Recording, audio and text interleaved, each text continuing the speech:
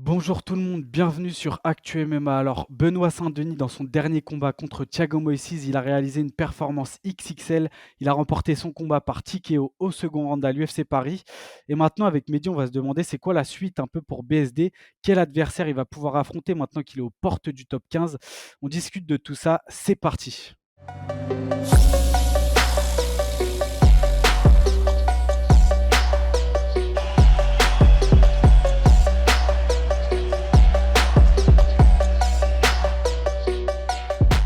Donc on le rappelle, BSD, juste après son combat, il a fait une super, interview d'après combat. Il a call out, le gagnant pardon, de Tsarukyan Dariush ou de Gamrot Fiziev. Donc directement, il vise assez haut dans le top 15 parce qu'on parle vraiment des mecs qui sont aux portes du top 5 et derrière, il souhaite après ce combat affronter, Guedji pour la ceinture BMF. Donc là, il s'impose vraiment à l'UFC, comme un entre guillemets «un bad boy», le gars qui veut prendre tout le monde n'importe quand.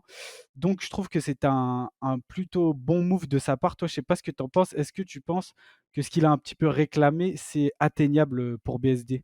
Bah, écoute, il a fait une énorme performance, donc il s'est permis de call out, des top, fighters de la catégorie. Le perdant de Tsarukyan contre Gamrot, c'est ça, hein, qu'il a dit? Ou non, Tsarukyan Tsarukyan Dariush, ouais. Dariush, Gamrot donc Fiziev. et Gamrot Fiziev, donc c'est vraiment pas n'importe qui l'a call out. Aujourd'hui, il peut se permettre, il a les arguments, pour, se permettre ce genre de choses. Après là, il est aux portes du top 15, mais ce qu'il faut se dire aussi à l'inverse, est-ce que des gars comme, Tsarukyan, Fiziev, après, imaginons une défaite, veulent prendre un gars, comme BSD qui n'est même pas dans le top 15. C'est un risque aussi pour eux. Donc, un petit peu, j'ai pas envie de dire irréalisable parce qu'il fait des performances quand même assez exceptionnelles, BSD. Mais je pense que dans un premier temps, on lui donnera un top 15 entre le 10 et le 15. Alors, en termes de noms qu'il y a entre la 15e et la 10e place, il y a quand même des gros noms. Il y a Rafael Dos Anjos par exemple, il y a Jalin Turner qui sont des très bons combattants. Je crois qu'il y a Dan Hooker qui est 9e aussi. Ça peut donner aussi des combats intéressants. Je pense que l'UFC va plutôt lui donner un de ces gars-là avant justement, voilà, lui donner un vrai gars du top 8 parce que quand tu regardes le Mmh. top 8 ensuite, c'est vraiment la fosse au lion, quoi. C'est vraiment des gars qui sont, j'ai envie de dire un ton au-dessus, qui sont encore plus confirmés.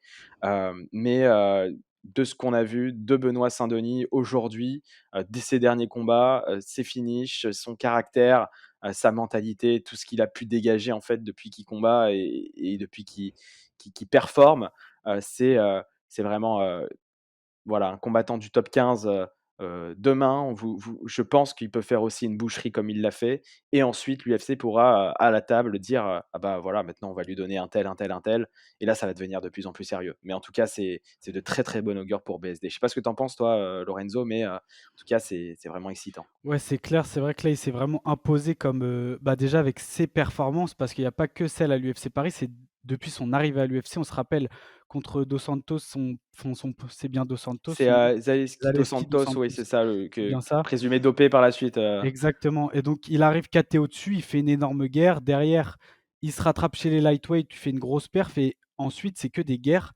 et franchement, encore une fois à l'UFC Paris, il confirme son style, déjà c'est 12 combats, 12 finishes, on le rappelle Benoît Saint-Denis, donc c'est énorme, et il confirme que c'est vraiment un peu à l'instar d'un Charles Oliveira, c'est vraiment un action fighter. C'est un mec, ça ira jamais à la décision avec lui, c'est que des guerres et là, au niveau international, on l'a vu après l'UFC Paris, hem, vraiment, il est reconnu partout, je veux dire, là, il a fait un buzz énorme.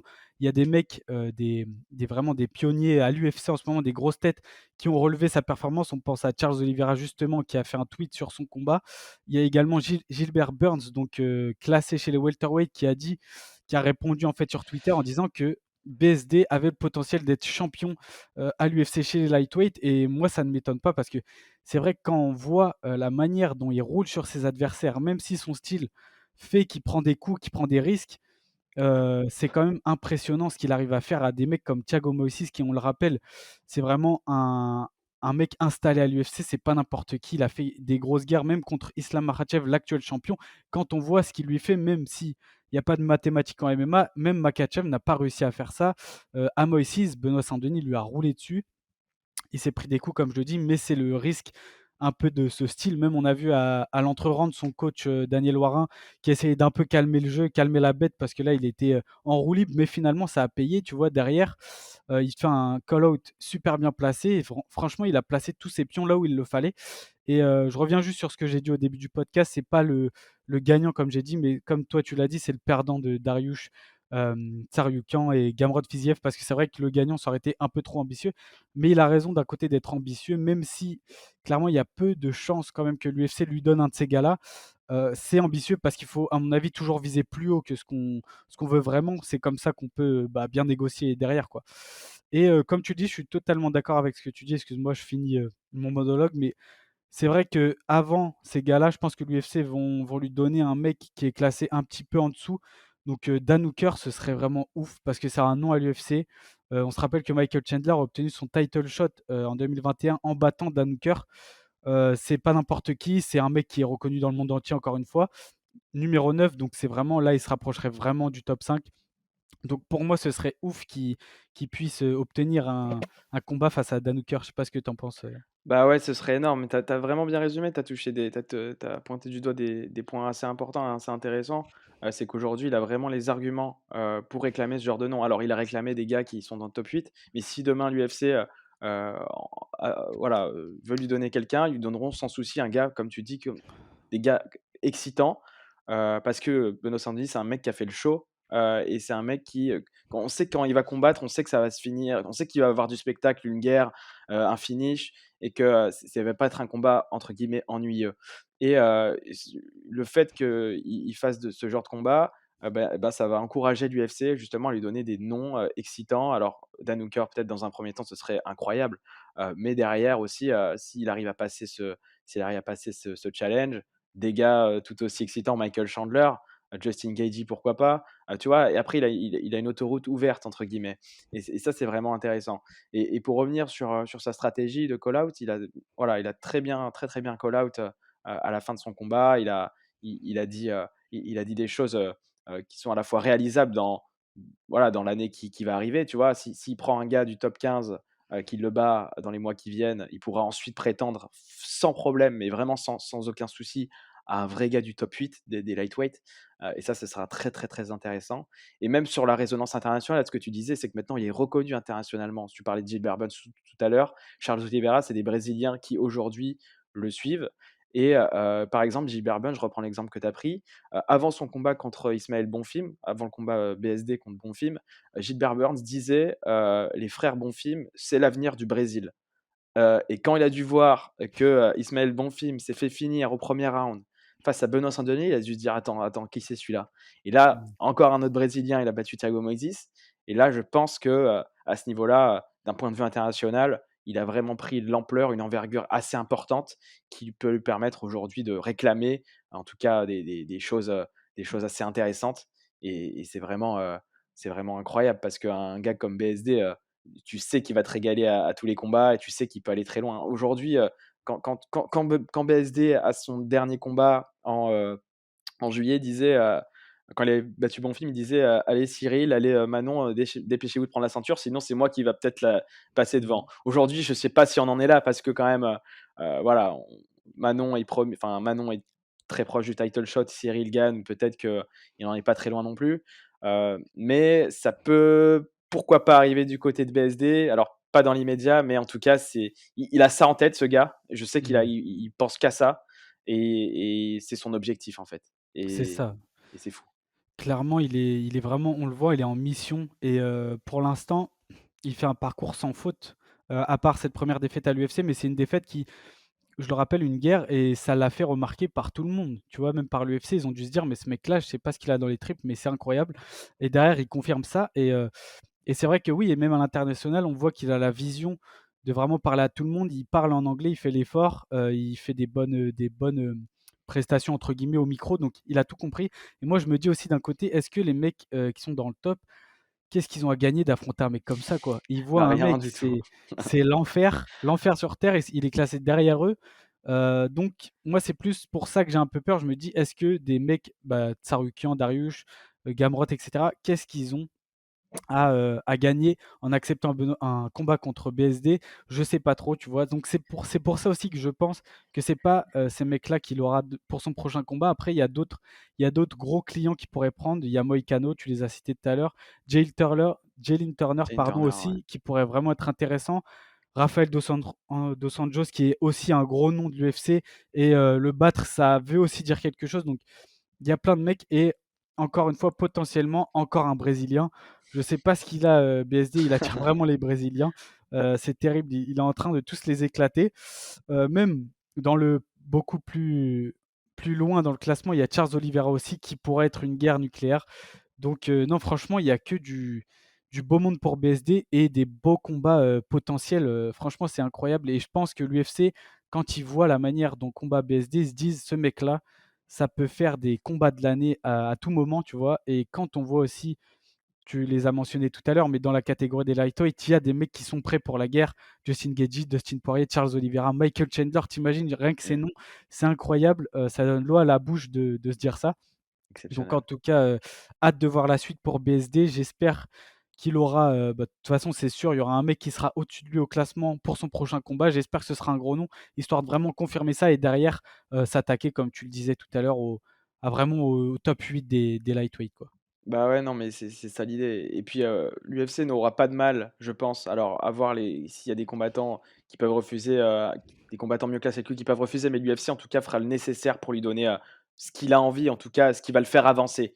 Parce que de ce qu'on a vu à chaque fois que BSD combat, il se passe quelque chose.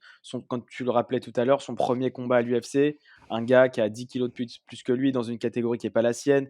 On a appris par la suite qu'il était, sous produits un petit peu illégaux. Il lâche pas, il a des occasions de se faire terminer, l'arbitre n'arrête pas le combat, il va jusqu'au bout.